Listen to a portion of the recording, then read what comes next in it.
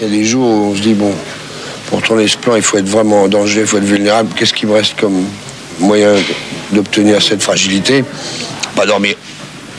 Pardon, pas dormir, par exemple. Ou pas manger. Ou sortir le soir tard.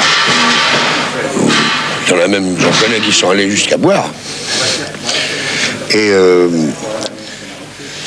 c'est cette vulnérabilité qui est douloureuse, dangereuse et parfois affreuse, mais qui pour moi est nécessaire à une vie d'artiste qui soit pas simplement une vie de bohème, quoi. Qui permette la création.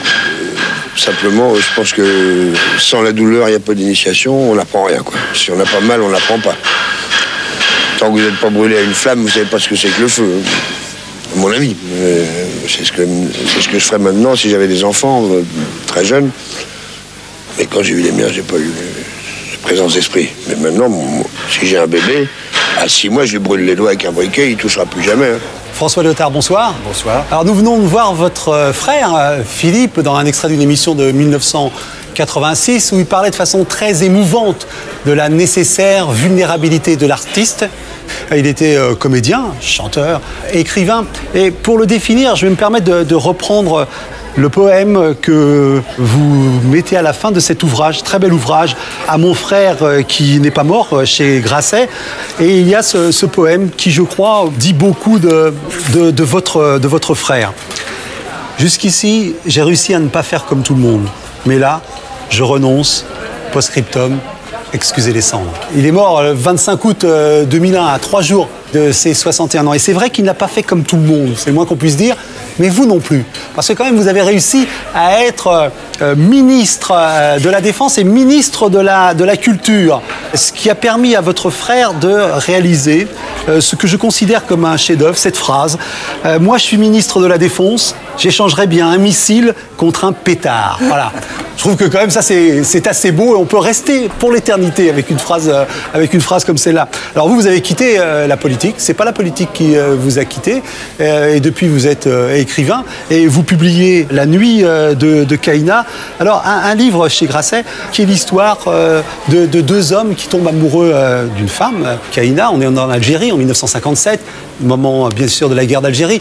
Et on va retrouver d'ailleurs dans votre biographie et dans celle de votre frère, non pas cette nostalgie, mais ce goût aussi pour cette France-là. Enfin, on y reviendra d'ailleurs, on va y venir tout de suite parce que face au miroir, François Léotard, j'ai envie de vous demander de nous dire votre passion pour Philippe Léotard, votre frère. Écoutez, il a compté énormément, plus que quiconque dans ma vie, parce qu'il y a l'aspect fraternel, mais un frère pas comme les autres. Mais lui a été pour moi à la fois, je veux dire, le vrai grand frère, parce qu'il était un peu plus âgé que moi, et en même temps le guide dans le domaine de la littérature, de l'art et de l'ironie.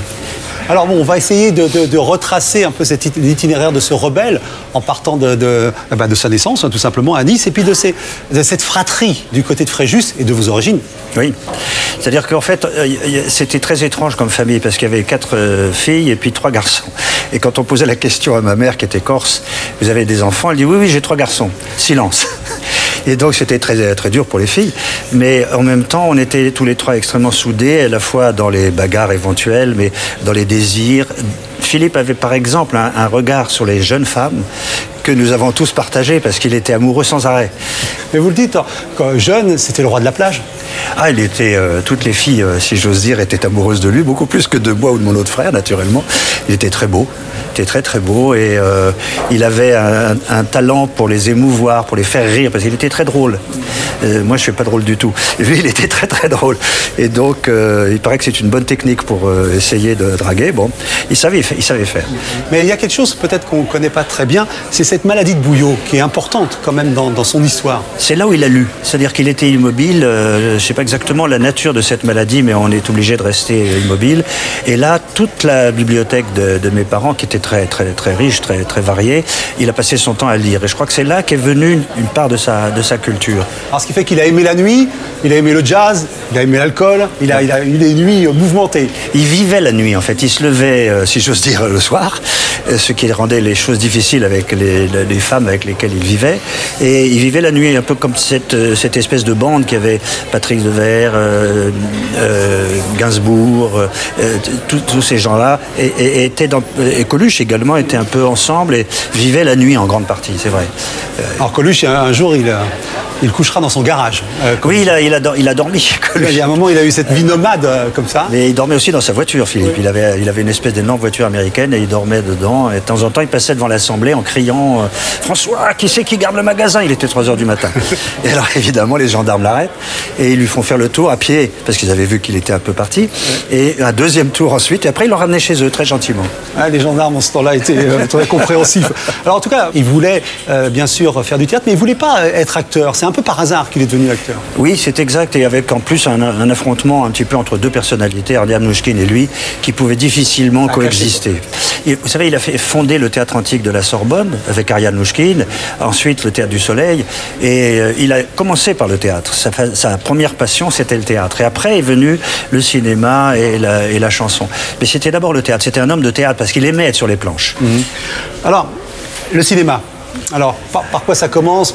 Quel est le moment magique où le cinéma vient le chercher? Alors en fait, moi j'ai gardé surtout le souvenir de deux films majeurs qui étaient La Balance d'une part et Ciao Pantin.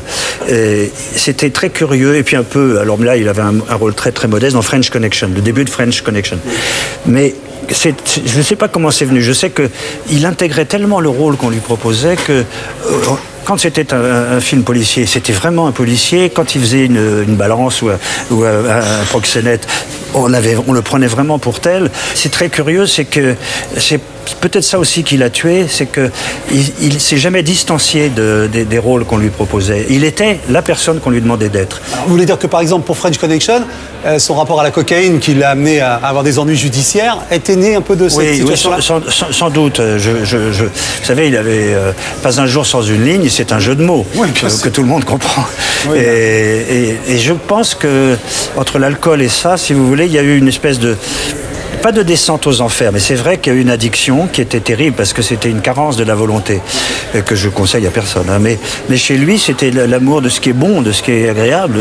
C'est vrai que ça a été sa fin. Alors, dans ce qui était bon et agréable, il y a eu les femmes. Et cette très belle histoire avec Nathalie Baye qui, bien sûr, se termine de façon un peu douloureuse. Alors, comment les choses se passent et se font? Il était furieux surtout parce que... quand elle l'a quitté pour Johnny Hallyday. Bon, c'est une histoire loin derrière nous, mais il comprenait pas, il considérait Johnny Hallyday comme quelqu'un d'inculte, ce qui n'est pas vrai. Enfin, il le pensait. Et lui qui lisait Homère dans le texte, il disait, mais comment ça se fait qu'on me laisse tomber comme ça pour quelqu'un qui ne comprend pas Homère? Alors, c'est parce que tout ça se passe cette année, vous avez parlé de Ciao Pantin, tout ça se passe en 1983. Il y a une espèce d'année sublime en 83 qui est comme une sorte d'apogée, dont on a l'impression qu'après il s'est dit, il n'y a plus rien à faire. C'est exact. Là, c'est l'époque où il a joué avec Chéreau, avec Michel Piccoli, etc. Et il était considéré comme un des meilleurs talents prometteurs de sa génération. S'il était resté en vie, s'il s'était pas déglingué lui-même, je suis convaincu que ça aurait été un des plus grands acteurs de cette époque et de notre époque. Mais voilà, après, il y a eu cette espèce de fascination pour la destruction, mais en même temps, c'était pas un suicide, c'était la destruction par l'amour de la vie, par l'amour des femmes, par l'amour de l'alcool. Amour des femmes, alors on apprend qu'une relation avec Romy Schneider pendant Max et les Ferrailleurs. Oui, c'est dans vos livres, Oui, mais il me dit, tu te rends pas compte de ce que c'est que d'être dans un hôtel au fin fond de la Lorraine ou dans le Nord, à des endroits impossibles. On vient de tourner, on se retrouve là et tu entends qu'elle a la chambre 322 et toi 405. Et qu'est-ce que tu fais? Tu téléphones. Alors on va boire un verre ensemble. Et puis il me racontait ça, il me disait, mais tu peux pas savoir ce que c'est avec une star. La chanson, parce que c'est ce qu'on a aussi connu de lui, cette voix rocailleuse qu'il avait travaillé à la cigarette, à l'alcool et à d'autres choses. Oui, la plus belle, celle que je préfère, c'est À l'amour comme à la guerre, qui est très très belle. Et puis avec des références, il y a une poésie dedans, Monsieur le vice-consul de France à La Plata, etc. C'était Lautréamont. Il y a des choses magnifiques dans les textes. Et il était accompagné souvent par un de ses amis qui était Philippe Servin et qui jouait de l'accordéon. Moi, j'allais très souvent l'écouter. Et bon, quelquefois, il faisait un peu le pitre sur la scène. Et j'y allais souvent de façon clandestine, si j'ose dire, discrète, pour essayer de voir comment les gens réagissaient autour de moi. Il me reconnaissait quelquefois. Et alors, il commençait toujours... lui, c'est Léotard, mais moi, c'est Monsieur Léotard. Oui, il adorait ça. Il adorait ça. Mais alors, justement, Monsieur Léotard, est-ce qu'il téléphone à son frère quand il a ses ennuis en 95? Il a été condamné à 18 mois avec sursis pour trafic de drogue. Comment fait le frère? On est petit frère, mais on est grand frère. D'abord, la première chose, c'est l'indulgence. Moi, je porte pas de jugement moral, parce que la morale lui était totalement étrangère.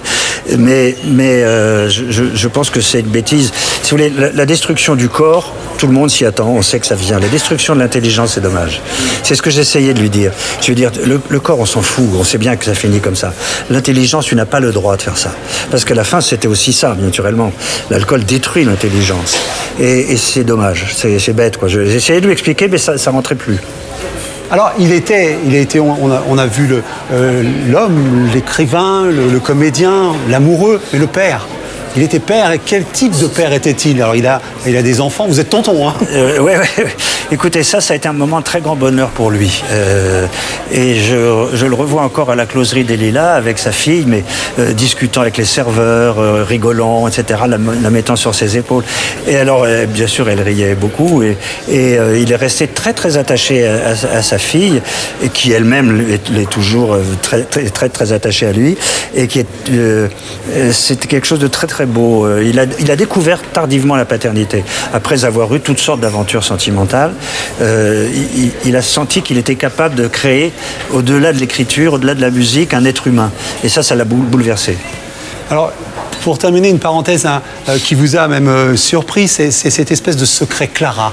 Alors, qui était Clara et qu'est-ce que c'est cette histoire? C'est une femme qui est jeune fille. Au début, très très belle, qui vit toujours, qui écrit maintenant, la plus belle scène, c'est la scène de rencontre. C'est-à-dire, il est en train de signer un livre dans une librairie, un de ses livres, et il voit une jeune fille qui lit Sénèque.